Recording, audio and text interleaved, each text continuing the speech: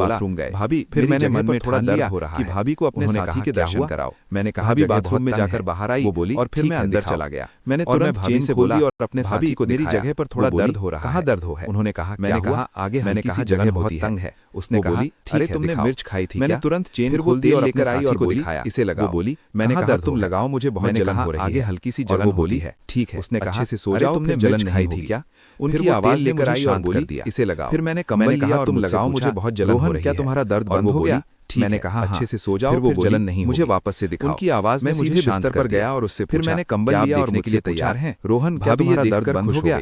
मैंने मेरा साथी भाभी को पूरी तरह से साथ मुझे वापस से दिखाओ। कुछ देर बाद मेरे बिस्तर पर गया और उससे खराब हुए, क्या आप देखने के लिए तैयार हैं? और भाभी ये देखकर खुश हो गई। उस दोपहर की शांति में कमरे का माहौल पूरी तरह बदल चुका था। कुछ देर बाद भाभी ने जब तेल लगाने के लिए हाथ बढ़ाया और उल्टी, तो रोहन के मन की धड़कनें देखकर चकित हो गई। उनके हाथों का वो नरम स्पर्श कमरे का माहौल पूरी तरह बदल चुका था। भाभी ने जब तेल लगाने के लिए हाथ बढ़ाया तो रोहन के मन की धड़कनें तेज हो रही थीं। उनके हाथों का वो नरम स्पर्श रोहन के लिए बिल्कुल नया, जिससे रोहन को न केवल आराम मिला, भाभी की आंखों में एक शरारत भरी मुस्कान सी दौड़ गई। जैसे वो रोहन की उलझन को समझ उसके माथे को चूमा और उन्होंने धीरे-धीरे मसाज करना शुरू किया। इतना रोहन को न केवल आराम मिला, बल्कि उसके कमरे में शरीर में एक सेहरन की आवाज गूंज रही थी। भाभी ने रोहन उसके धीरे को चूमा और फुसफुसाते हुए कहा और उन्हें अपने करीब खींच लिया। घबराते क्यों? दोनों के बीच की दूरी मिट चुकी थी। उस पल कमरे में केवल उनकी सांसों की आवाज गूंज रही थी।